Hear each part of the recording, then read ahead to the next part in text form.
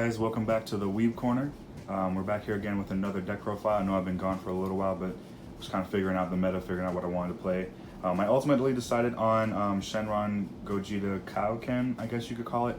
I really don't I don't really have a name for this deck. Nobody really does. It's just Shengeta with Kaioken in it.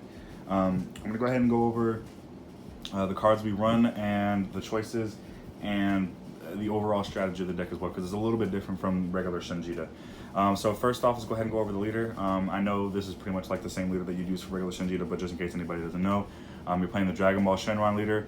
On the front hand side, it says this card can attack, obviously, and then to activate main, you switch this card to rest mode, look into your life and your deck for 2 Dragon Balls, no other cost, no nothing. And then you awaken when you're at 7 Dragon Balls on the drop, and you can add a desire card from the drop to your hand. And then on your front hand side, you got your Shenron, also can attack. And then his 3 wishes are draw a card, activate a desire as long as you have the energy, and then last wish is give a card plus 10k and triple strike, or triple attack, I mean, for the duration of the turn. So, you know, pretty obvious, pretty standard, same stuff you're doing with normal Shengeta. So next, let's go ahead and get into like the actual stuff. So let's get into the balls. I was playing just all 7 regular Dragon Balls. I decided to switch. So we're playing 5 regular Dragon Balls, we're playing one Star Ball, and then we're playing 1 Super Dragon Ball. The reason why you're doing this is because there are a couple cards in here that you want to get into the drop area, so you're going to want to get those things as quickly as possible, and the 1 Star Ball never hurts also because your opponent has to drop a card as well. Next, for support, playing Double Dragon Radar.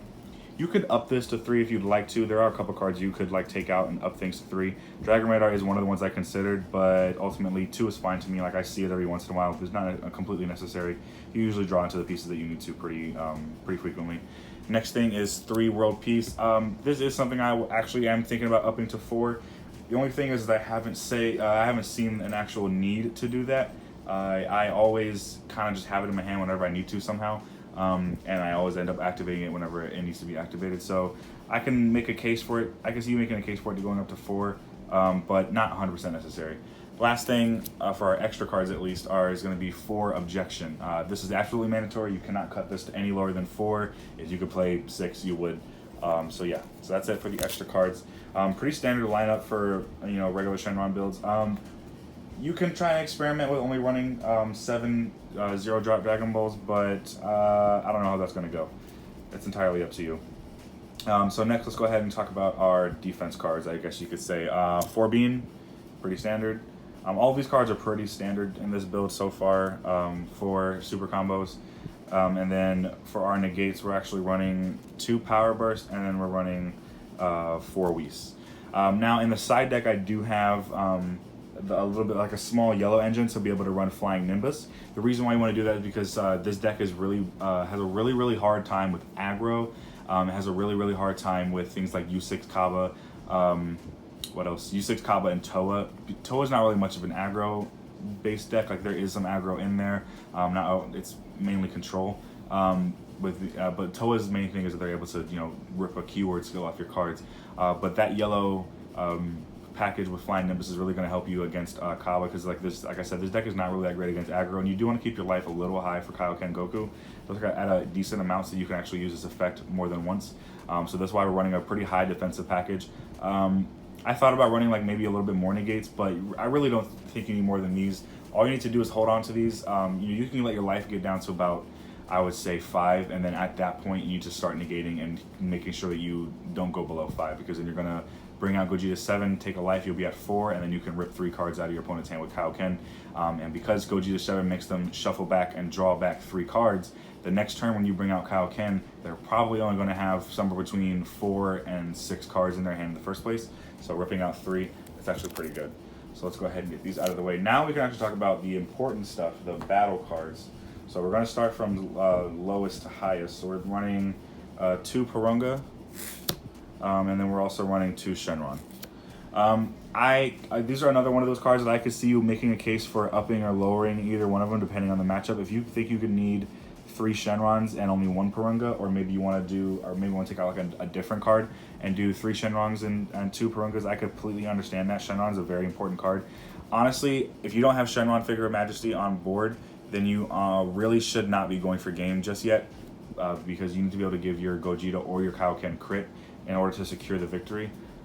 because your opponent can always draw into something off of their life. They can draw into a negate. They can draw into anything really. They can draw into like I said, like a negate, which is like the main thing you're worried about. But if they draw into like more than one, you kind of just use your last wish and they end up drawing it to a negate, and you're messed up there, because you really do not swing in this deck other than when you're trying to kill your opponent.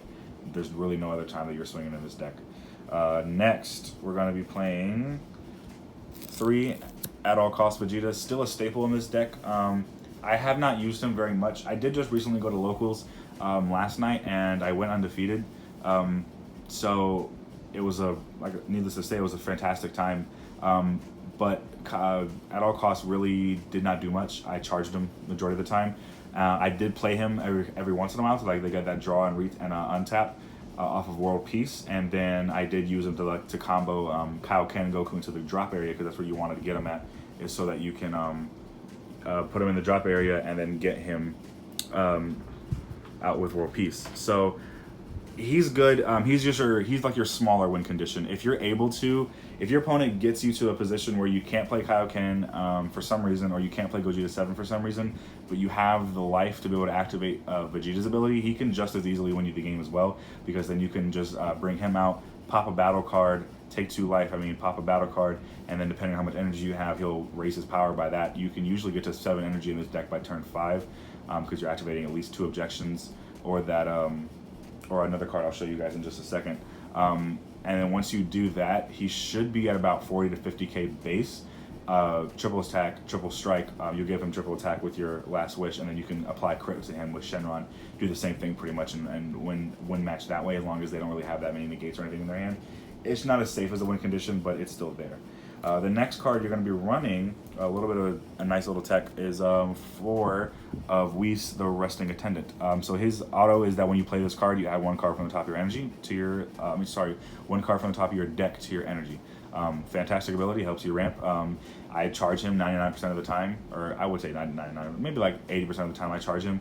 But if you had that extra 4 energy, if you're not doing anything that turn anyways, you already got all your balls in the drop area, there's no objection in your hand, your opponent's not really doing anything. Like I was playing against Frieza Prison, and it's a lot slower of a deck, so I was able to actually resolve Whis because I knew they weren't going to do anything that turn, so I didn't really need to have my energy open because I knew they weren't really going to swing at me.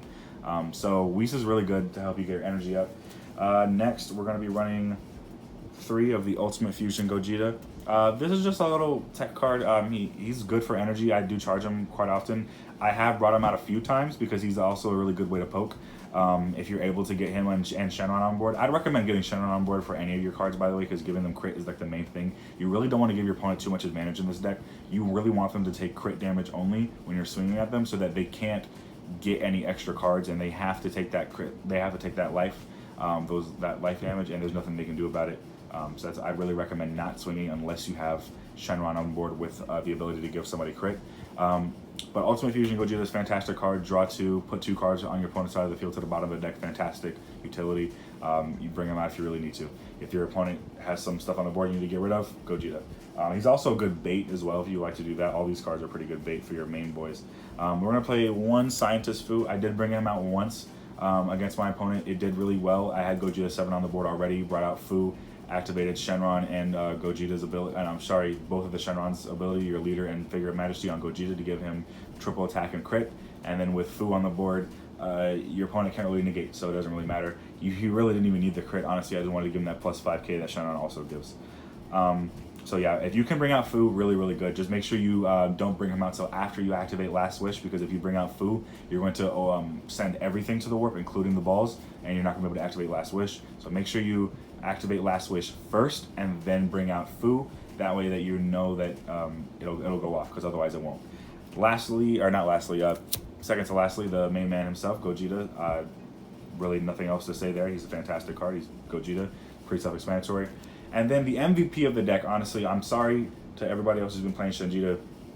Gogeta is one of the MVPs of the deck, but the main MVP of the deck, the reason why I went undefeated last night, was for Kaioken Goku. This man is stupid. He's fantastic. He's definitely going to have to get hit at some point, I think. So his permanent doesn't really apply to you. because you're not really playing him for that with that. But his permanent is just that there's 20 more red or green battle cards in the drop area. You can reduce his energy cost by 2, making him a 5-drop. Not really important. His auto is that when your life reaches 1 for the duration of the turn, this card gains triple strike and dual attack, and cannot be KO'd by your opponent's skills. So fantastic. Really, really good. You're going to get down to 1 life because of his activate main here, which says choose 1 card in your life, add it to your hand. Your opponent reveals their hand, and then you choose up to 1 card from their hand, place it in their drop area, and this card gains plus 25 power for the duration of the turn. That's each time you do that, so as many times as you have life. The only thing you have to remember with him is that if your life is already at 1 and you bring him out, his abilities does not activate. He does not get triple strike. He does not get dual attack. You have to reach 1 life with him already on the field, which is why his activate main is so nice, because you're able to rip things like negates and stuff like that out of their hand, and then you give him plus 25k for the duration of the turn. And you know, if there was a lot of times, actually, one of the matches I won last night, I actually had him at 100k or 110k base, 100k base, and triple attack, triple strike, dual attack. And the main combo you want to do with him is, because he has dual attack, you can swing once with him, restand, and then activate Last Wish and apply it to him, so he'll gain another plus 10k, and then he'll be at triple strike again, so then you can swing 3 more times. So essentially you're getting 4 swings with this man at 110k bare minimum, and then you can apply crit if you want to, make it 115k triple strike crit, and you're going to swing another 3 times. You just swung 4 times with him. They're not winning that. Half the time I brought him out and did that to them, you know, they only had like 2, 3, 4 life left, and they're like, yeah, no, there's nothing I can do. You got it, good game. Because you know you're activating his ability. You're looking at their hand. You're ripping out negates. You're ripping out super combos. You're ripping out everything you can, sensu beans, all that stuff. And then if you give them crit, especially if they're not getting anything off that life, there's nothing they can do. There's no way for them to defend themselves. So he's a pretty broken card. So yeah, that's like your main win condition. You really want to get him to the drop as fast as possible. Get yourself to 7 energy, and then world peace him out. The following turn after you bring out Gogeta, you really want to bring out Gogeta first, so that you can set your opponent back a turn. By making them shuffle their hand and making them think that you're going for the Gogeta play. And then as soon as they're trying to build their hand back up, that's when you bring out Kaioken on the very next turn by hard casting World Peace, bring out Kaioken Goku, rip the cards from their hand, and go from there with a combo. And I was able to successfully do that 100% of the time last night, and I won every single one of my matches just like that. It's a very consistent deck, very easy. It really does not have much of a counter other than U6 Kaba, aggro, Toa, and Janemba, I guess, because of the milling. Shenron already has a problem with milling, but I was actually able to beat a Janemba player last night who was playing blue-yellow. He did brick a little bit, but I still did beat him with only 1 card left in my deck and only 1 card left in my life. So I think this is a very fantastic deck. This is probably going to be the best way to play Shengeta moving forward. There's really no other reason why you would play Shengeta the other way. I highly recommend playing it this way. If you guys have any other suggestions for the deck, let me know in the comments below. If you guys want to see any other deck profiles, let me know. If you guys want to see any live duels as well, I think about doing those soon, let me know as well. I'll catch you guys next time. Thank you for joining me at the Weeb Corner. Catch you guys later. Peace.